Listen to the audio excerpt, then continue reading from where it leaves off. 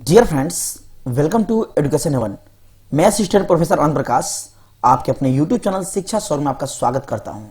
Friends, आज का motivation है, अगर तुम चाहते हो कि जीवन में तुम्हें असफलता, कठिनाई या मजबूरी ना मिले तो यह असंभव है। जी हां, कहा ही गया है लाइफ इज स्ट्रगलफुल, जीवन संघर्षपूर्ण है, यानी जीवन संघर्षों से भरा है। कितना भी बड़ा व्यक्ति क्यों ना हो, कोई भी पर्सन, चाहे वह निम्न हो या उच्च हो, चाहे वह किसी भी धर्म का हो, कोई भी पर्सन हो, हर एक व्यक्ति के पास कुछ ना कुछ परेशानियां हैं। कभी असफलता है तो कभी सफलता है, कभी मजबूरी है, यानी जिंदगी है तो यह सब चीज संभव है। सो घबराए नहीं और जीवन में मेहनत कीजिए और आगे बढ़िए, लेकिन सही दिशा में। फ्रेंड्स, यदि आपने मेरे चैनल को सब्सक्राइब नहीं किया तो सब्सक्राइब करें, मेरे वीडियो को लाइक करें, शेयर करें, वो बेल आइकन को दबा दें ताकि आने वाले वीडियो की नोटिफिकेशन पहले आपको मिल सके।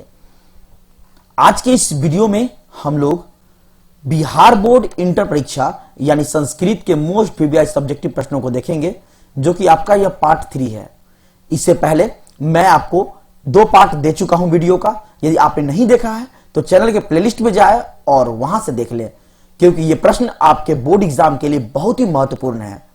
इससे पहले मैं आपको 20 प्रश्न बता चुका हूं, तो आज का प्रश्न की शुरुआत 21वें प्रश्न से होगा। तो चलिए देखते हैं संस्कृत के वीवीआई सब्जेक्टिव प्रश्नों को।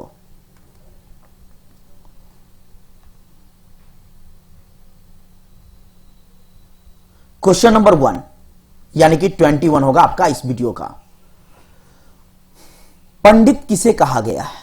आंसर होगा महात्मा विदुर के अनुसार जिसके कार्य में शीत, उष्ण, प्रेम, भय, समृद्धि, असमृद्धि, आनंद, दुख आदि बाधा नहीं पहुंचता है तो उसे पंडित कहा जाता है। जो सार तत्व को जानने वाला हो, सभी जीवों और कर्मों में निपुण हो और सभी उपायों को जानने वाला हो, वह व्यक्ति पंडित कहलाता है। फ्रेंड्स, आपका फर्स्ट प्रश्न जो कि आज का है, पंडित किसे कहा गया है, तो आपका आंसर यह हो जाएगा, जो कि आपका 2 से 3 बार यह प्रश्न आपके एग्जाम में पूछ लिया गया है। चलते हैं नेक्स्ट प्रश्नों की ओर। क्वेश्चन नंबर 2 यानी कि 22। चंद्रगुप्त मौर्य के समय में पाटलिपुत्र की रक्षा व्यवस्था को लिखिए। क्वेश्चन कह रहा है आपका, चंद्रगुप्त मौर्य के समय में पाटलिपुत्र की रक्षा व्यवस्था कैसी थी, या फिर पाटलिपुत्र का स्वरूप मौर्य काल में या फिर चंद्रगुप्त मौर्य के काल में कैसा था। तो आंसर होगा आपका चंद्रगुप्त मौर्य के काल में पाटलिपुत्र की रक्षा व्यवस्था अत्यंत उत्कृष्ट थी, यानी बहुत अच्छा थी, जिसका विवरण यूनानी राजदूत मेगास्थनीज ने अपने संस्मरण में लिखा है। नेक्स्ट प्रश्न है आपका क्वेश्चन नंबर 23। नीति श्लोका पाठ के आधार पर मूढ़ चेता नराधम के लक्षणों को लिखें। फ्रेंड्स, संस्कृत में थोड़ा लिखना, टाइप करना डिफिकल्ट होता है। सो यदि कहीं पे मिस्टेक हो तो उसके लिए आपको मैं पहले ही सॉरी बोल देता हूं, क्योंकि यह मिस्टेक जानबूझकर किया गया है, क्योंकि लिखना, टाइप करना कभी कभी कुछ ज्यादा डिफिकल्ट हो जाता है। सो आपको मजबूरन गलत टाइप कर देना पड़ता है, लेकिन मेरी कोशिश रहती है, आप देखते होंगे मेरे वीडियो में कि 99% जो है आपका इससे ज्यादा ही आपका शुद्धि मिलेगा, जो कि दूसरे वीडियो के अलावे बहुत ही आपका साफ सुथरा और शुद्ध राइटिंग होता है यहां। चलिए चलते हैं क्वेश्चंस की ओर। तो क्वेश्चन था आपका, नीति श्लोका पाठ के आधार पर मूढ़ चेता नराधम के लक्षणों को लिखें। आंसर होगा जो बिना बुलाए अथवा आज्ञा के प्रवेश कर जाए, बिना पूछे बहुत बोले और अविश्वासी पर भी विश्वास कर ले या विश्वास करता हो, वह मूढ़ चेता अर्थात मूर्ख और नराधम अर्थात नीच पुरुष है। तो यहां मूढ़ चेता को ही कहा गया है मूर्ख। क्या कहा गया है? मूर्ख। और नराधम मीन्स नीच पुरुष, जिसकी सोच बहुत छोटी हो। तो यह था आपका right answer. Next question number 24। अलस कथा पाठ में वास्तविक आलसियों की पहचान कैसे की गई है? आंसर होगा आपका अलस कथा पाठ के अनुसार वास्तविक आलसियों की पहचान के लिए अलस कथा में आग लगा दी जाती है। आग लगने पर 4 वास्तविक आलसियों को छोड़कर बचे हुए सभी जो है क्या करते हैं, भाग जाते हैं। नेक्स्ट प्रश्न है आपका, वसुधैव कुटुंबकम, वसुधैव जी नहीं, देव नहीं है, वसुधैव है, वसुधैव कुटुंबकम की अवधारणा क्यों आवश्यक है? आंसर होगा आपका, वर्तमान समय में संपूर्ण विश्व में अशांति का वातावरण है जो समस्या और दुख का कारण है। इस अशांति का मूल कारण स्वार्थ प्रेरित अहम की भावना है, जो कि मनुष्य जो है आजकल वह काफी मात्रा में घमंड करते हैं, सेल्फिश होते जा रहे हैं। तो यह एक भावना है। इस समस्या का निराकरण परोपकार की भावना, करुणा और मैत्री भाव से संभव है, और यह तभी संभव है जब संपूर्ण वसुधा को ही कुटुंब यानी कि परिवार समझा जाए। इस प्रकार हम कह सकते हैं कि वसुधैव कुटुंबकम की अवधारणा अत्यंत आवश्यक है। चलते हैं नेक्स्ट प्रश्नों की ओर।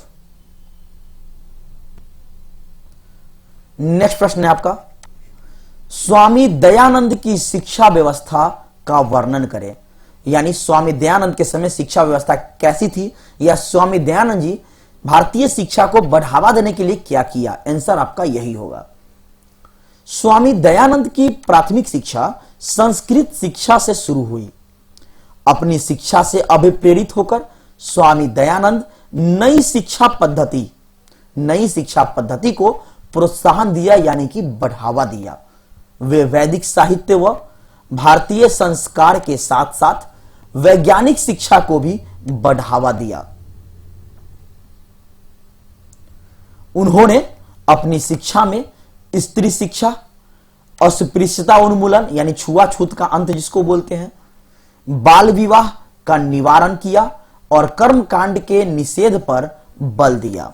उन्होंने शिक्षा को ही समाज सुधार का प्रमुख अस्त्र माना। उनका मानना था यदि शिक्षा सुधर जाएगा तो हर चीज अच्छे हो जाएंगे।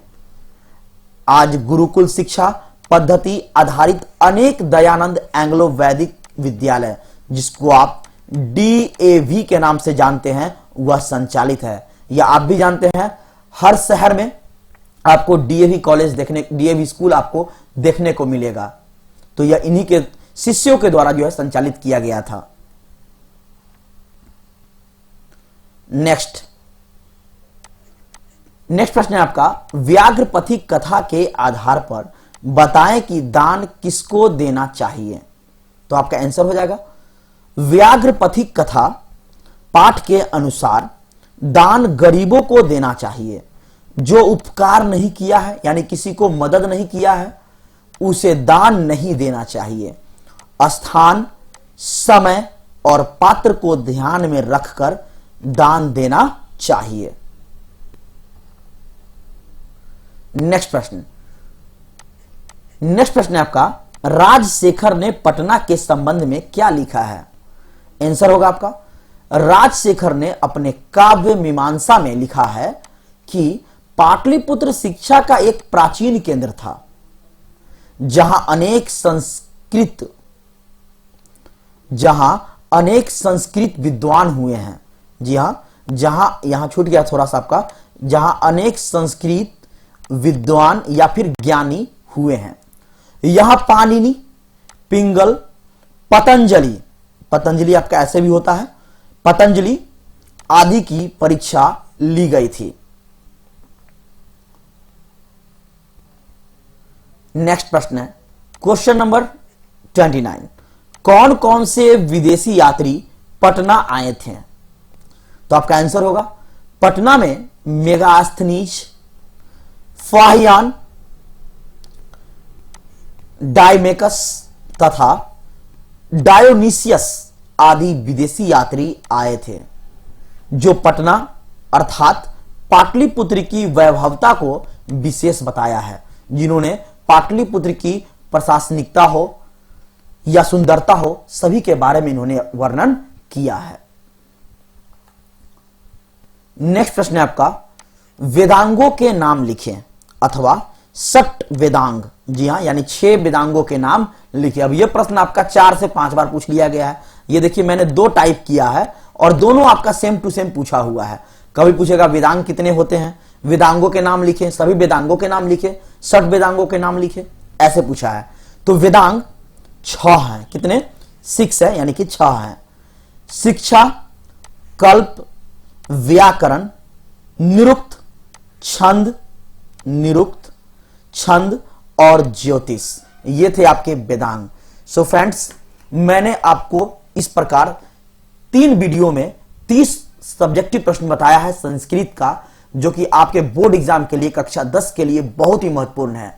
और ये सभी प्रश्न आपके एग्जाम में रिपीट होते हैं, अच्छे से याद कर लीजिए।